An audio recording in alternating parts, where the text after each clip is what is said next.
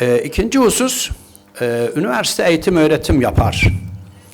Bu arada şunu söyleyeyim, üniversite arkadaşlar bilim üretme yeridir ama aynı zamanda tırnak içinde söylüyorum, belli hassasiyeti olan arkadaşlar sorarlarsa açıklarım bu kavramı. Üniversiteler bilim üretebilmek için de yaratıcı olmalıdırlar. Yaratıcı olmayan üniversiteler bilim üretemezler.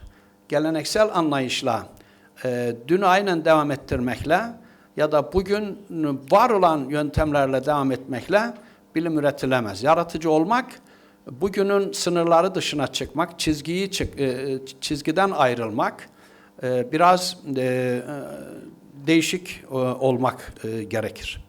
Üniversitelerin ikinci fonksiyonu, eğitim öğretim faaliyetiyle insan yetiştirmek. Değerli arkadaşlar, insan yetiştirme bugün sadece öğrenciye bilgi aktarma ve akademik yönünün gelişip gelişmediğine bakma değildir.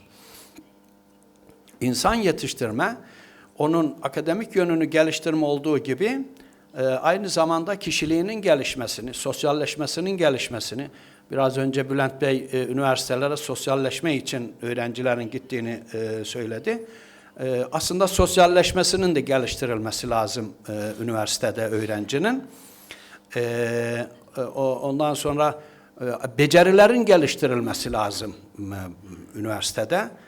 Ama en önemlisi eğitim öğretimde bana göre üniversite yaratıcı olması lazım dedik ya. O yaratıcı bakışla gelen öğrenciyi şöyle bir görüp derste onu aktif hale getirip ondaki önemli güçleri, yetenekleri, yetileri keşfetmesi lazım üniversite. Üniversitenin üniversite olması için ikinci iş, yetenekleri keşfedebiliyor mu? Yetileri keşfedebiliyor mu? Üniversiteye gelen öğrenci kendisi de farkında değildir. Hangi yeteneklerde olduğunu bilemez. O bir hazinedir geldiğinde. Onu üniversite keşfedecektir, ortaya çıkaracaktır. Ama bir şey söyleyeyim. Biraz sabahki oturumda Doktor Basim Bey de bahsetti. Bir başka arkadaşımız da ezberlemekten bahsetti. Benim zamanım az olduğu için ezber konusuna giremeyeceğim ama şunu söyleyeyim, eğer sorulursa onu açıklarım. Ezber yöntemiyle ki şu anda dünyanın pek çok ülkesinde ezberleme yöntemi uygulanıyor. Öğrenilmiyor, ezberleniyor. Tırnak içinde söylüyorum, dikkat edin. Öğrenilmiyor, ezberleniyor. Birçok üniversitede bu böyle. Bu ezber yöntemiyle üniversitenin öğrenciyi tanıması mümkün değil. Bu ezber yöntemiyle üniversitenin yaratıcı olması mümkün değil. Bu ezber yöntemiyle, yani ders boyunca öğretim üyesinin ders anlatması yöntemiyle üniversitenin yaratıcı olması mümkün değil. Dolayısıyla bizde Türkiye'de ciddi bir değişim olması lazım. Hangi alanda? Eğitim öğretim yönteminde. Daha doğrusu şu ana kadar bizde, ben eğitim bilimci olduğum için bizim konumuzdur, öğretme yöntemleri vardır. Öğretim yöntemleri vardır. Bu öğretim yöntemleri 1000 yıl daha yaşasak bu yöntemle bir yere varamayız. Bunu söyleyeyim. Öğrenme yöntemlerini bulmamız lazım bizim. Arkadaşlar, bir insan öğrenmeye kendisi isteyerek girmezse, öğrenmek için harekete geçmezse ezberler. Öğretme yöntemi de sana rağmen sana öğreteceğim anlamındadır ve faydalı da olmuyor. Dolayısıyla öğrenci yetiştirme başlı başına bir konudur, başlı başına bir konferans konusudur. Bu kadarla yetiniyorum. Üçüncü bir konu, üniversite hayatı rekabete açık bir hayattır. Bundan 3 hafta önce bizim üniversitede ülkemizin önde gelen büyük sanayi kuruluşlarının CEO'larıyla toplantı yaptık. Orada şunu gördüm. Biz şimdiye kadar yurt içinde ve yurt dışında üniversiteleri takip ediyorduk. Onları izliyorduk. Onlar neredeler, biz neredeyiz? biz onlara nasıl yetişiriz ya da onları nasıl geçeriz diye çalışıyorduk. O toplantıda şunu gördüm ve orada itiraf ettim. Dedim ki bundan sonra bizim, demek ki bir üniversite olarak bizim, sadece ülkemizdeki ya da dünyadaki diğer üniversiteleri takip etmek değil işimiz bundan sonra. Aslında büyük sanayi kuruluşlarını, ticari kuruluşları, bilişim kuruluşlarını, tarım kuruluşlarını da takip etmemiz lazım. Onlarla ilişkilerimizi güçlendirmemiz lazım. Onlar neredeler, biz neredeyiz? Onlar bizden ne istiyorlar, biz ne yetiştiriyoruz? Bunu da çok iyi bilmemiz lazım. Dolayısıyla üniversite hayatı aslında hayatın içerisinde, bu saydığım kurumlar hayatın tamamıdır. Hayatla bir rekabet içerisindedir üniversite hayatı. Bu rekabeti yaşamayanlar yine üniversite olma imkanından yoksun kalırlar. Vaktim ilerliyor. Şunu söyleyeyim. Üniversitenin dördüncü bir işlevi bana göre halkıyla bütünleşmesidir. Bakınız birinci, ikinci nesilde kampüsler vardı. Bu kampüsler halktan kopuktu, toplumdan kopuktu. Büyük maddi ya da manevi duvarlarla çevriliydi üniversite.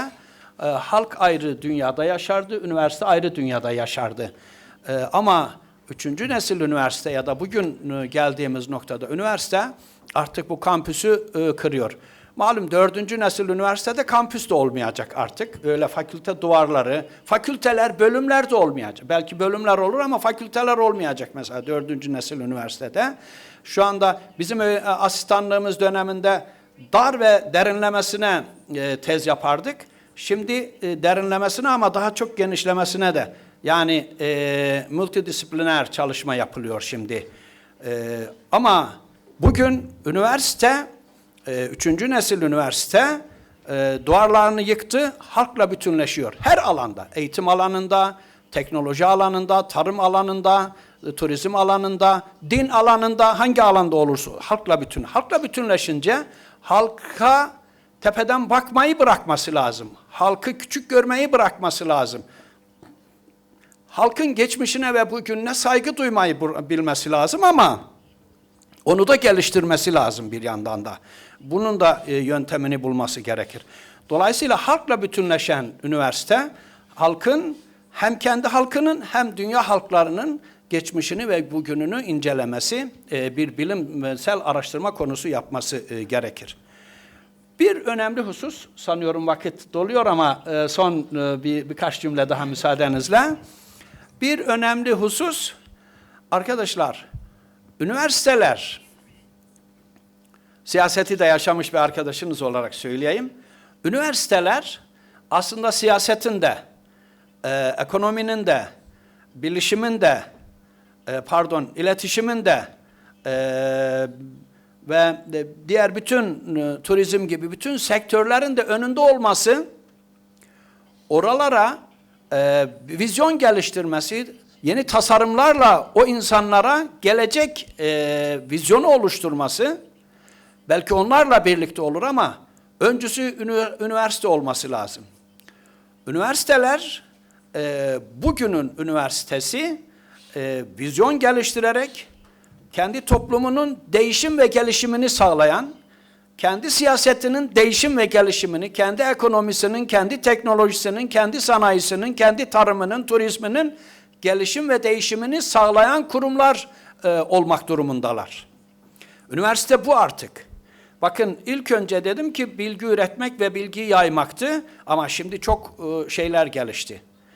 Şimdi son söz olarak şunu söyleyeyim. Bizim ülkemizde bu üniversitenin altyapısı hazır, yapıldı. Öğretim üyesi yönünden de çok ciddi bir birikimimiz var. Öğrenci zaten biraz önce Basim Bey sabahleyin dedi dünyanın en çok genç öğrencisine sahibiz.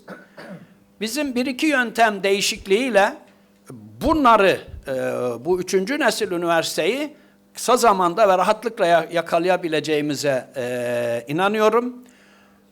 Son söz olarak şunu söyleyeyim. Önceden bizim eğitim öğretim alanında reform yapma, yenilik üretme durumumuzda Avrupa'dan, Amerika'dan uzmanlar çağırırdık. Bugün ihtiyacımız yok onlara. Yani onları istemiyoruz anlamında değil.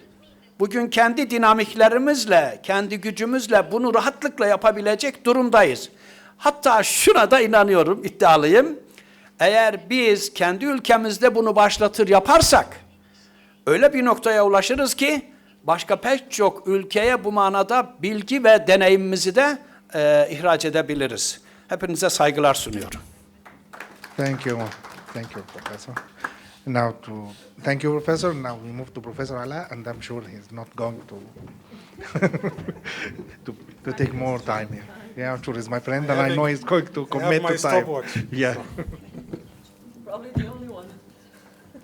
I will try. I didn't say that I'm gonna follow the You can stopwatch. kill a bit of my time. I allow you. Okay. So I will talk about trends in higher education, and this presentation is not meant to be inclusive, and I will be focusing on things that touches me and my own experience rather than like very global thought for the trends. Why do we care about this? Because we need to be like involved with our society. We don't need our university to be like left over or like be outdated. And those trends actually will put challenges, but it brings opportunities. And for any change, as we all know, there is a need for new solutions.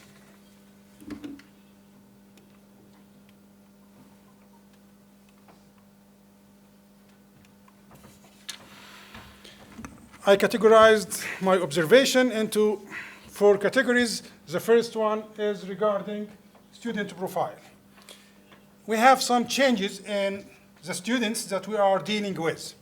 For example, the age of students tends to go higher. The students tends to have gap years, tends to take their time before joining university, and this is sort of like a global kind of like trend. Also, we have more and more students who are studying undergrad while working. This is new. Like I start to see it more and more in the past 10 years. We have mobility.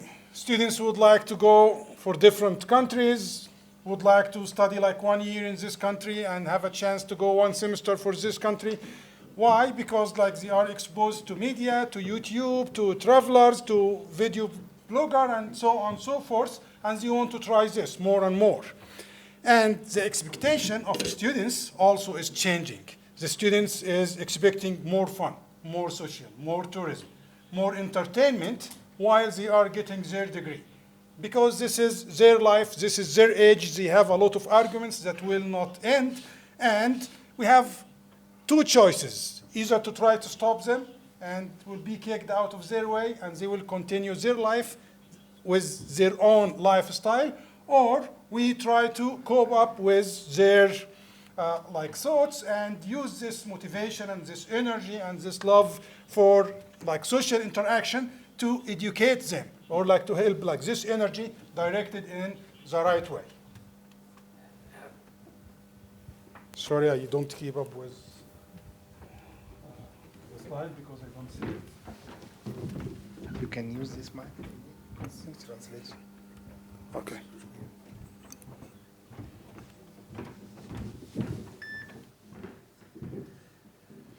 Okay. Because of this expectation and a lot of exposure to people who just achieved a lot of money in very short period, a lot of cinema stars, a lot of players, a lot of very pioneers in business that they make a big achievement in very short time.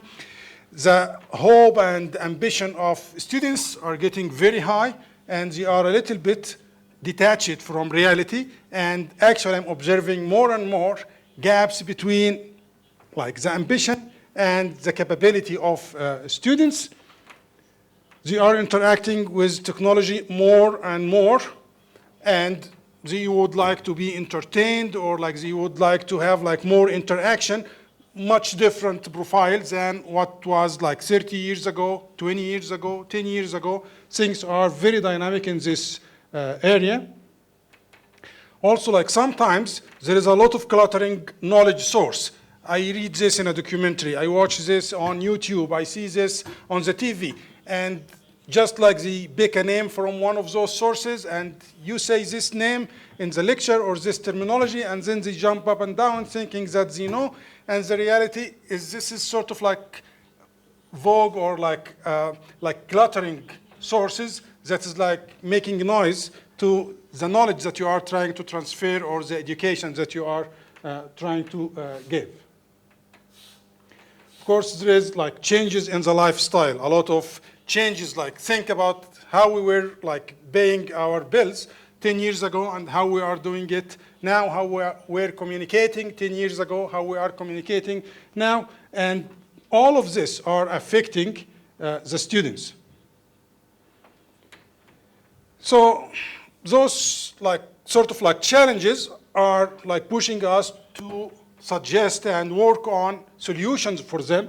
For example, like I think, and we must work on like more access to reality. Some good ideas is like bringing alumni from the same department after like going for the workplace for 5 years or something, coming back and telling students what is the work is about from different sections of like work, and tell the students how the job life looks like. More internship, more projects or like courses that is sponsored by companies, like tutorial, training, projects, courses, all of this like bringing students more to real life and like detach them a little bit from this virtual world. And also because of like this mode change of students, there is a need for new like teaching and new education methodology that is more interactive, that is like challenging them more, that is teaching them life skills on top of the academia.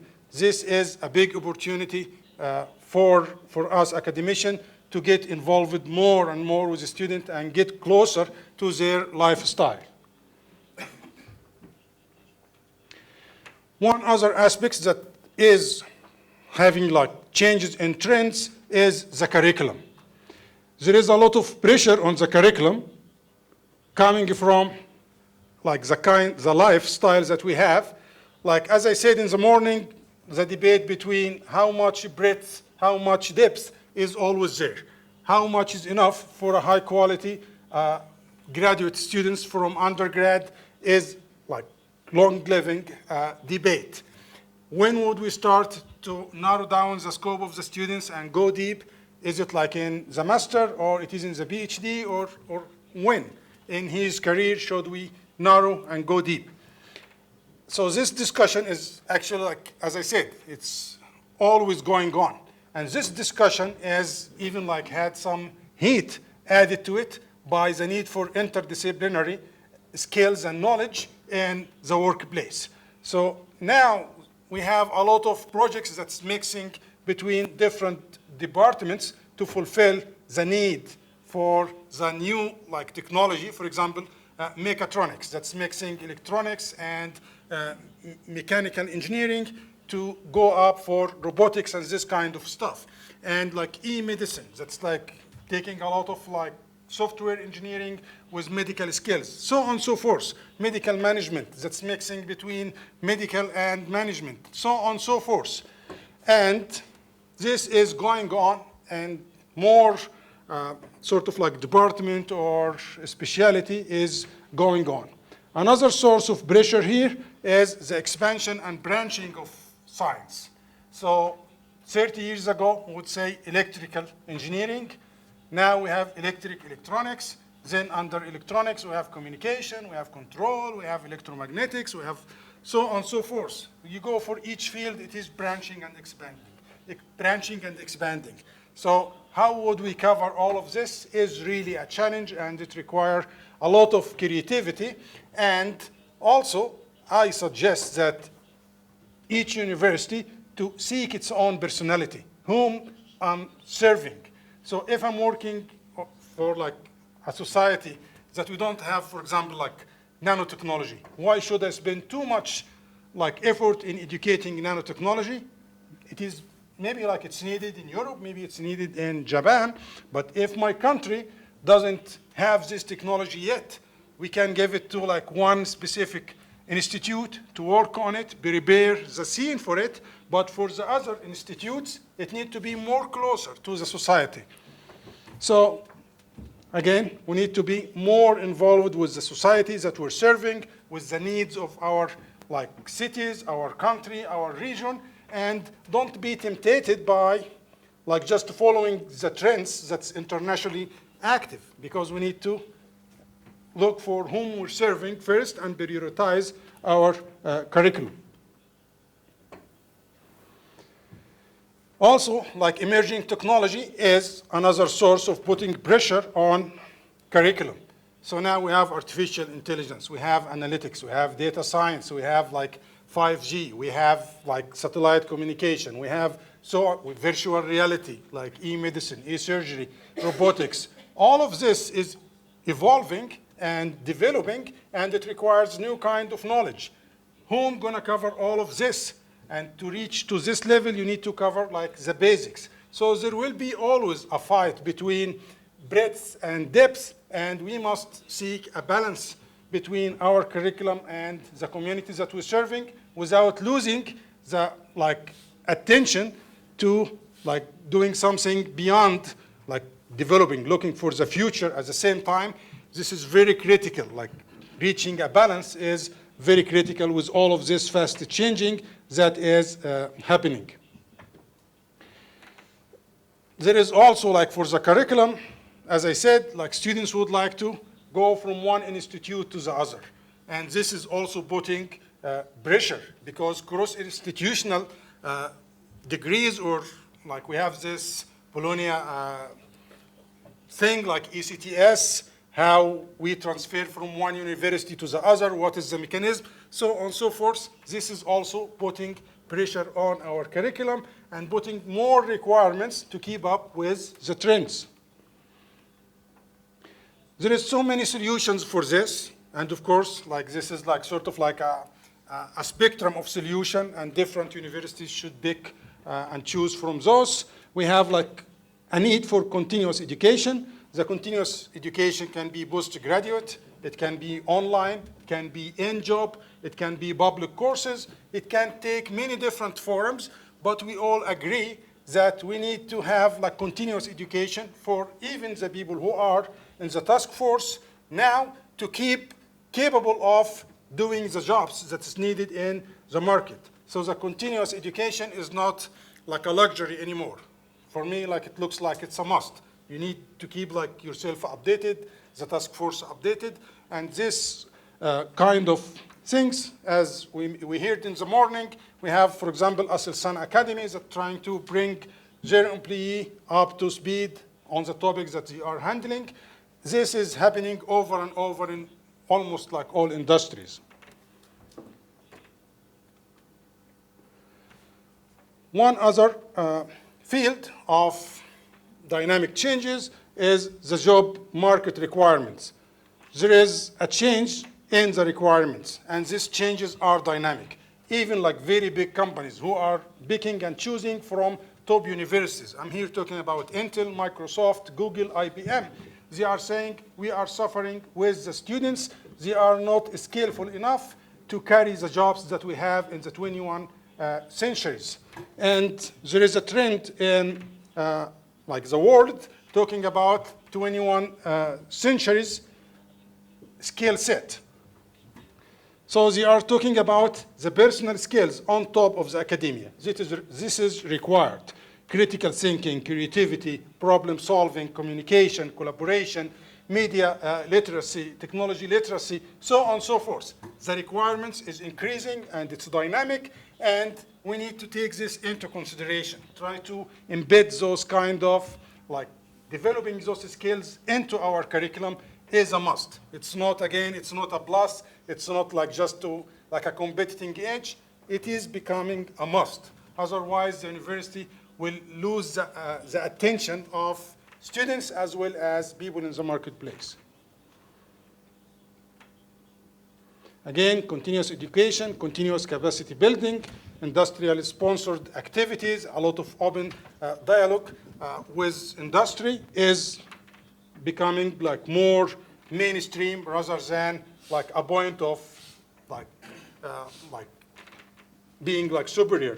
No, it is becoming like a main practice now. Okay, sorry for going fast because I need to keep the time. The last thing I'm going to talk about is the institutional trends. Institution all over the society is changing, and here like people are more highly digitized, more usage of ICT, more analytics, more feedback, more adaptive. Like people are trying to like do better service, integrate service. And this is happening everywhere. It's happening in the traffics, it is happening in the healthcare, it is happening in utilities, it is happening in like home services, it is happening in cities, it is happening over and over again. And if you look here, I would say that there is some scattered activity to keep the university like up to date with these changes, and this is where we came into the picture. We are trying to like bring like a holistic approach to the universities, to the higher education society and stakeholders, which is the Smart University Foundation initiative, which was created to like help universities to do this job, this transition, this keep up to date with the changes in our lifestyle in a better way and in a good way. And that's why we have like initiative and we have focus on like campus education, research, people, quality, recruitment, governance, and more is to come. So this kind of change or this kind of trend is happening in a scattered way. To bring it in like an integrated and holistic approach is our responsibilities. We think that Smart University Foundation takes the first step, and we are like working and with most of you in the future to make this kind of trend happening instead of waiting for it to happen, then try to catch up. Thanks everybody, and sorry for being long. Yeah. As an old friend, I was sure that Dr. Alaa will finish in time. That with Professor Lela, I just hope that she commits to time. I will try to. Will push my best efforts from. So I don't need to introduce myself, right? I guess no. What I will talk about right now is what we started the discussion due to the two questions posed before as to what the UPF is doing regarding sustainability and the reform. And before I start talking about sustainability, there are a few trends that I just wanted to mention that I noticed not just in the UPF, but in other institutions when I was teaching across Europe. First of all is the problem-based learning. Who has heard about it already? That's a new trend, new. In relative terms, new. Meaning you provide the students with materials, you provide the students with support, you explain them the basic notions, but then they have to solve cases based on the notions prepared. It's a great way of learning. Students complain a lot. Would you guess why? Because they need to prepare extensively in advance. Despite the fact that I truly believe that that's the best method of learning, because they need to assume a large amount of information and gather knowledge from it, students usually rebel against it. So it depends on the position of your institution, of university, whether it's a public one, a good standing one, a private one, etc., if you're willing to implement those methods. Second one is the continuous evaluation, which the UPF, the Pompeu Fabra University, as the leading university in Spain, has been implementing for the last 5 years, and it works really well. Continuous evaluation means that you don't simply present the student with their final exam, but what you're doing is you're evaluating them during the class with their presentations, with the question, with a short questionnaire, whichever form or method you find the most appealing, and then only a certain percentage of their final grade goes on the final exam. It works because it motivates the students. So that's what I figured out across the different courses that I was teaching in the law faculty and in the faculty of economics. What I love to do in law faculty, and I don't know, are there any lawyers here teaching law? No, okay, I'm isolated. Okay, in law courses, the big problem is memorization of things, right?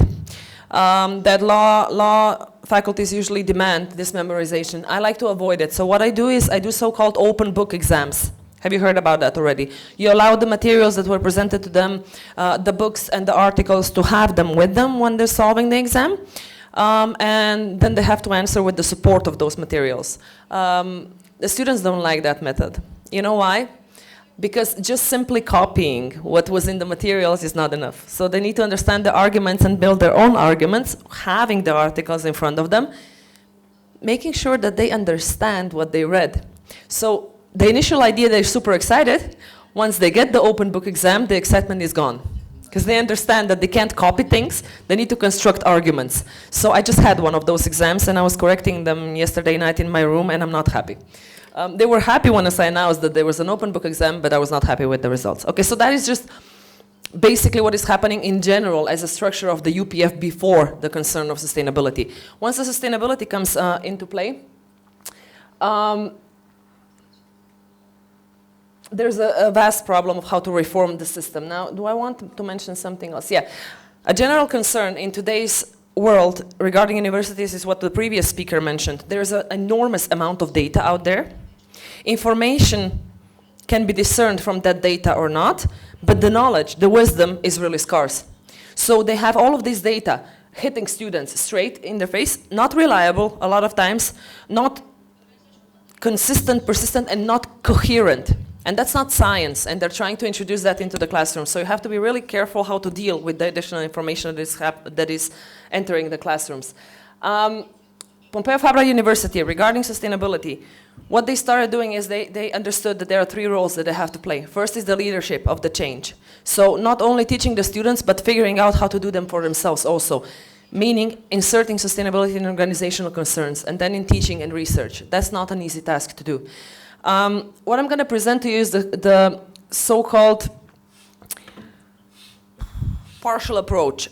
What is happening regarding sustainability in general in Europe and globally is three possible viewpoints. One is you create a business school, or you create a law school, or you create a political science school that implements sustainability only. So that is the example of the so-called Cambridge Institute for Sustainable Leadership. They're the leaders in Europe. So what they did is they created a separate school of undergraduate and graduate programs that is teaching only courses that entail sustainability. In terms of business, in terms of economics, in terms of law. So they're specialized in that. That is one trend that's happening in sustainability. Another one is the insertion of individual courses at the level of one university, which is a good initial step, but it's not solving the problem. So what is happening right now is like I did this year. I inserted at the level of master's studies a course on sustainable business law, meaning starting to talk about sustainability in terms of business law in every single branch of business law, because business law have a lot of branches, how the sustainability enters. But I didn't solve the problem, because what we're dealing with is still the classic curriculum with adding additional course on the top. That doesn't change our production systems. And the third trend that is happening is universities as organization greening their, their everyday business. Meaning what they're consuming, how they're purchasing. So those are the trends of sustainability that are happening across Europe and the Western world. Planetary well-being is an approach of the Pompeu Fabra University dealing with inserting sustainability in all three levels. In teaching, in research, in organization, and in their academic staff.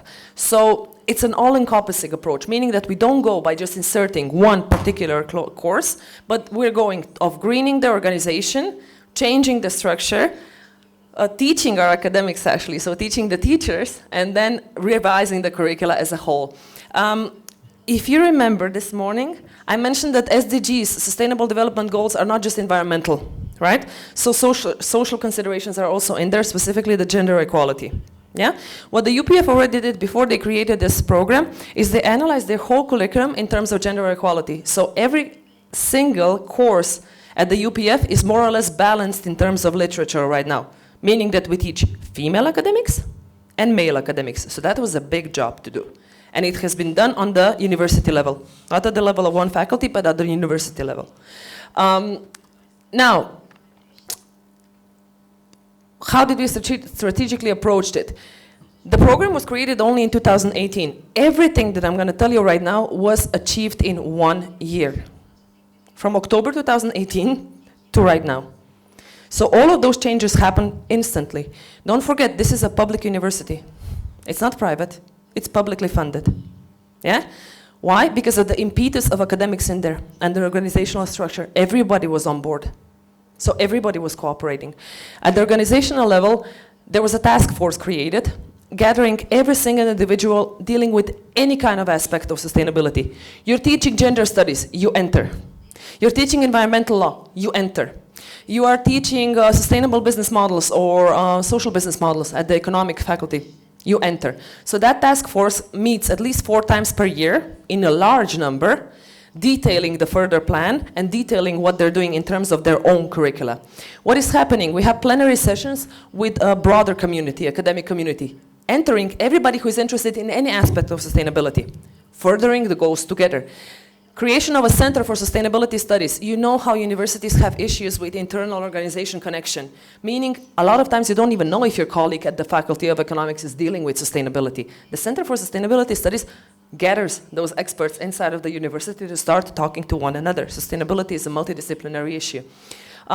What the center already did is, they are diagnosing right now in January, the report is coming up, our carbon footprint, our ecological footprint, and SDGs. How can they be implemented and where are they implemented across the curriculum of university? That happened in 1 year.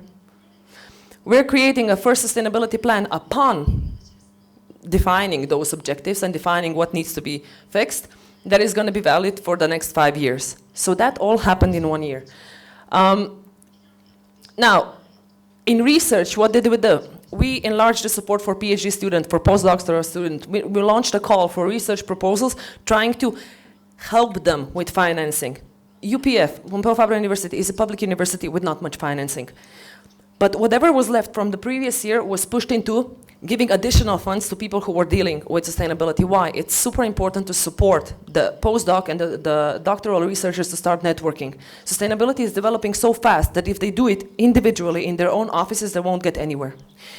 Second thing, we created academic awards, awarding students who are creating their final undergraduate or graduate thesis with sustainability concerns. And the call was really successful, actually. We received more than 75 works in the first year only. So students are already dealing with the issue on their own. They are just now acknowledged for it and supported.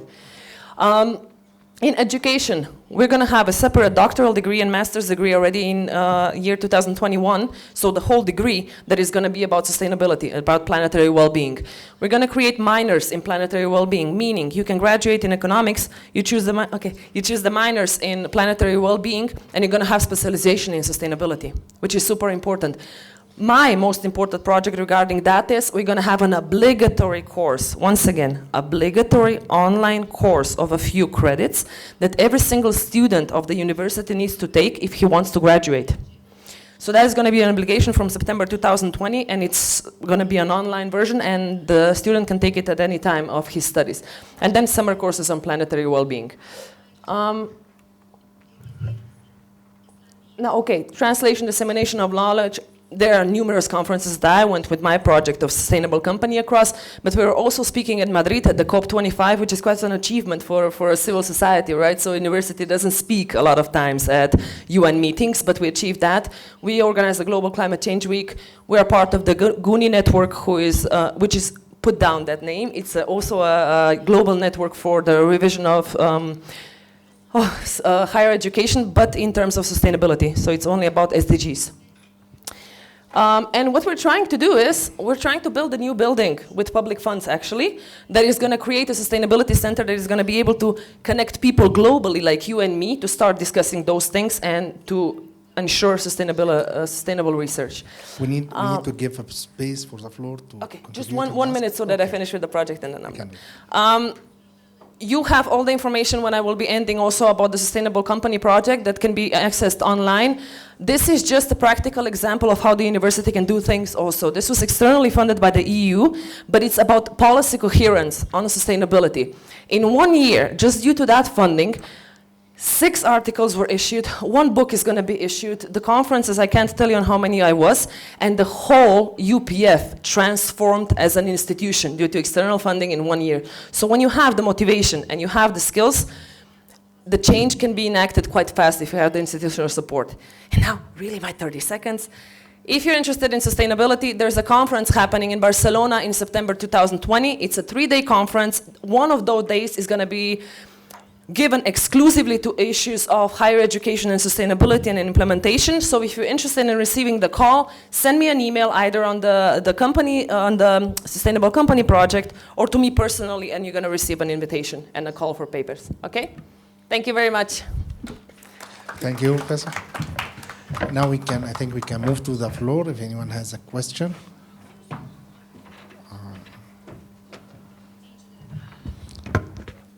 No questions? Okay, I have a question of my own, if it's okay, because yeah, I have a question of my own. It's really, when we are talking about trends, there is an observation I have. Yeah, just, it's okay? No, it's okay. That the public doesn't somehow, and with the modern lifestyle, the public don't have enough confidence in the university. This is not only my observation, it's a Gallup Foundation made a survey, and the result was that 48% of the public don't have confidence in higher education. Is that true? Is that true? And if you agree with that, how can we change that? Any of you would like to answer that? It's okay.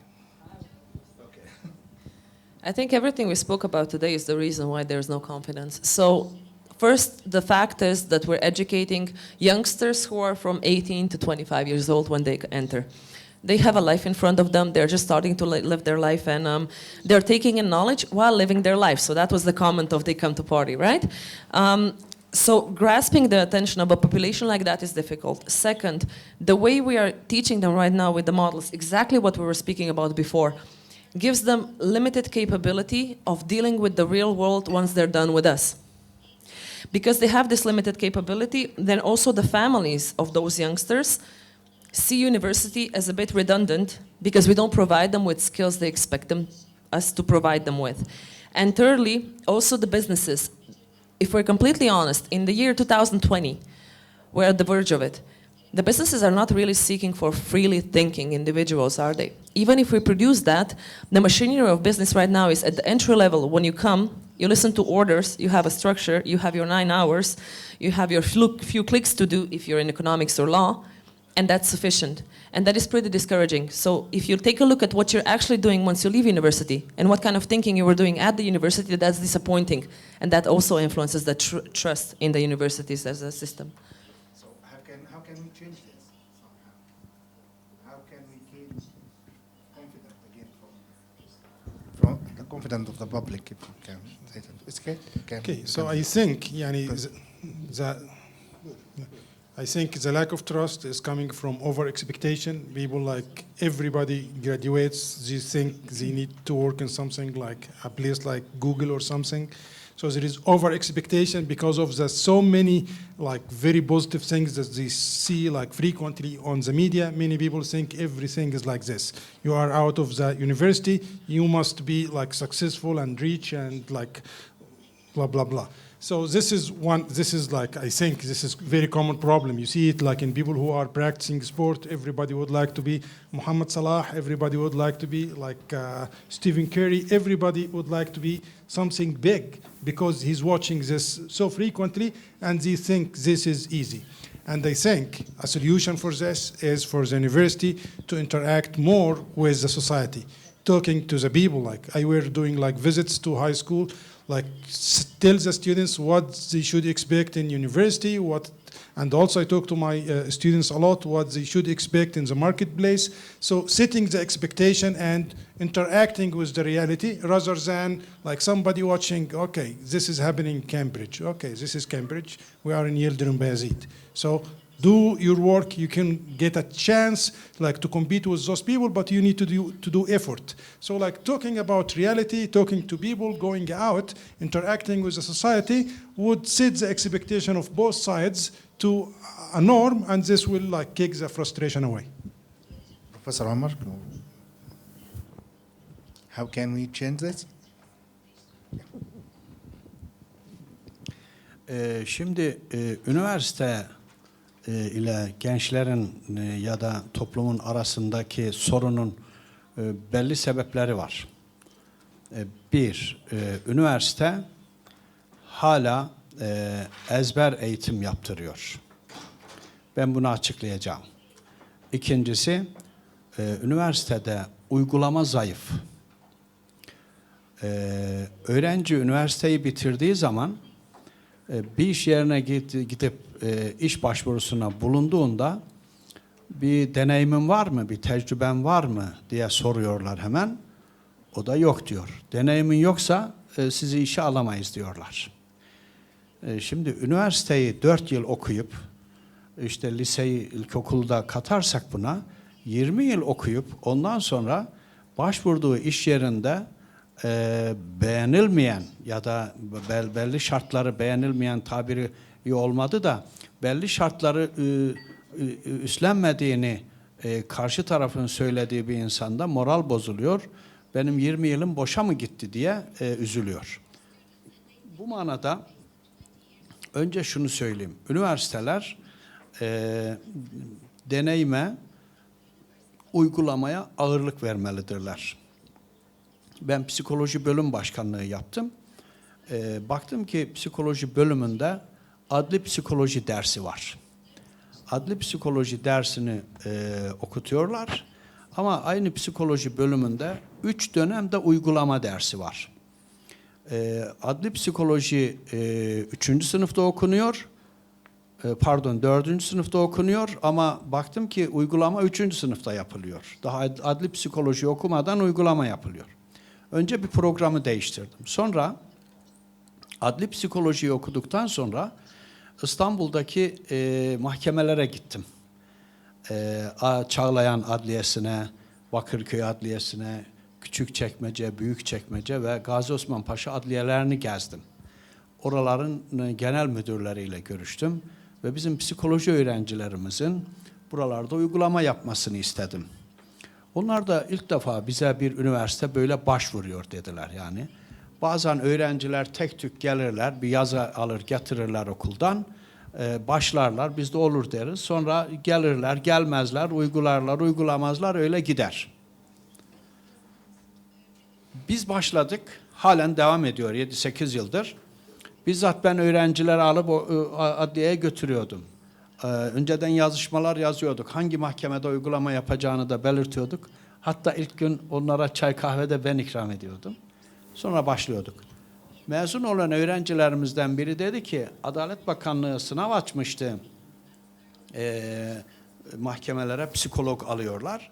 Ben de katıldım. Deneyimin var mı dediler. Dedim ki Çağlayan Adliyesi'nde uygulama yaptım. Öğrencinin bana söylemesini kusura bakmayın aynen diyeceğim. O dediler diyor ve hemen işe aldılar beni. Bunun gibi her alanda uygulama yapılması lazım bir. İkincisi de Sayın Başkan ben şu ezber konusuna birkaç cümleyle değineceğim müsaadenizle. Arkadaşlar ezberle anlama birbirinin alternatifi değildir. Anlamak için ezberi silmek doğru değildir. Ezberlemek de anlamak değildir. Ezberlemekle anlamak birbirinin alternatifi değil, tamamlayıcısıdır. Bakınız, anlamak 4 aşamada gerçekleşir. Ezberleme bunun yarısında kalmaktır. Kısaca söyleyeyim. Öğrenme 4 aşamada gerçekleşir anlamada. Birincisi, bilginin kaynağını bulmaktır. Bu bilgi nerede? Bilgisayarda mı, kitapta mı, öğretim üyesinin kafasında mı? 1, 2, o bilgiyi hafızaya almaktır. Motamot değil, kelimesi kelimesine değil, anlam olarak kafaya almaktır. Çoğu yerde bu kafaya alındı mı, öğrenildi zannediliyor. Halbuki bu ezberlemedir aslında. Öğrenme bundan sonraki 3. 4. aşamada gerçekleşir. 3. aşamada hafızaya alınan bilgi düşünme yöntemleriyle, önce eleştirel ve sorgulayıcı yöntemlerle bu bilginin doğru olup olmadığı, sonra analitik yöntemlerle bu bilgiyi parçalarına ayırarak, sonra araştırmacı yöntemlerle gerektiğinde yeni bilgiler eklemek veya bir kısmını atmak. Sonra yaratıcı bir düşünceyle bundan sonuç çıkarmak ve bunu kendisine mal etmek. Bunu yaptıktan sonra o bilgileri beyindeki şemalara yerleştirir. Bu şema kavramı 1900'lü yılların başında yaşamış olan İsviçreli bir biyolog Piaget'e aittir. Onlara yerleştirirse bilgi kendisinin olur. Ezberden çıkmış olur. Aynen midemize aldığımız besinlerin vücuda yerleşmesi gibidir besin olarak. Bir dördüncü aşama var, Bir dördüncü aşama var. O da bu bilgiyi bir başka yerde takdim edebilmektir. Birine aktarabilmektir, anlatabilmektir. Çok teşekkür ediyorum hocam.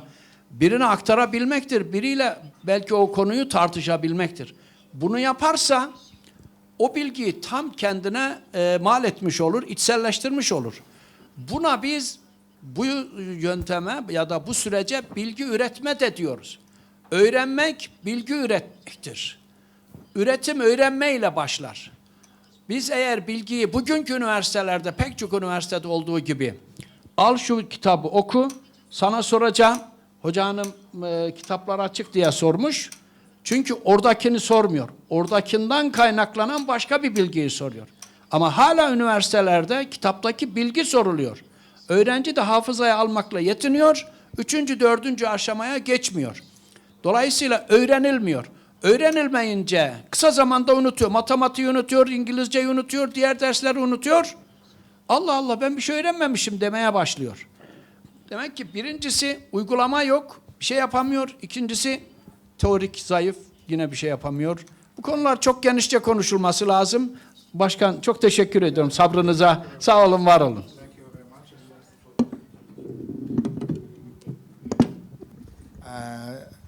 In the end, I just want to ask Professor Jeanne if she has a finalizing note or something. Do you want to test? So I think now we have finished our sessions. We'll move to the next session. You have a question? Yeah, we're waiting for you.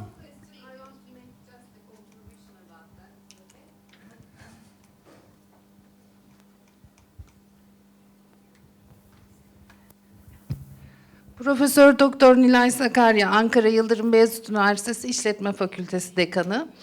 Öncelikle tüm misafirlerimize katkılarınızdan dolayı teşekkür etmek istiyorum ama ben de şöyle bir katkı yapmak istiyorum. Özellikle üniversite eğitiminde nasıl bir öğretim metodu izlenecek derken aslında sizlerin jenerasyonlar bazında gitmenizi beklerdim. Çünkü aslında problemi çözmek çok kolay.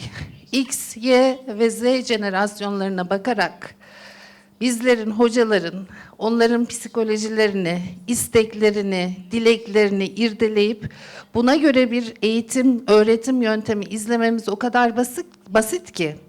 Şöyle bir istatistik vermek istiyorum. Türkiye'de nüfusun %17'sini Z jenerasyonu, %35'ini de Y jenerasyonu oluşturuyor. Hemen bakalım Z jenerasyonuna. Dikkatleri çok çabuk dağılıyor. Kendi oğlumdan da biliyorum. Ama aynı anda birkaç işi birlikte yürütebiliyorlar. Dolayısıyla buna yönelik bir öğretim, eğitim modeli oluşturmak çok kolay. Hemen kendi fakültemden örnek vereceğim. Fakültemizin Twitter sayfası.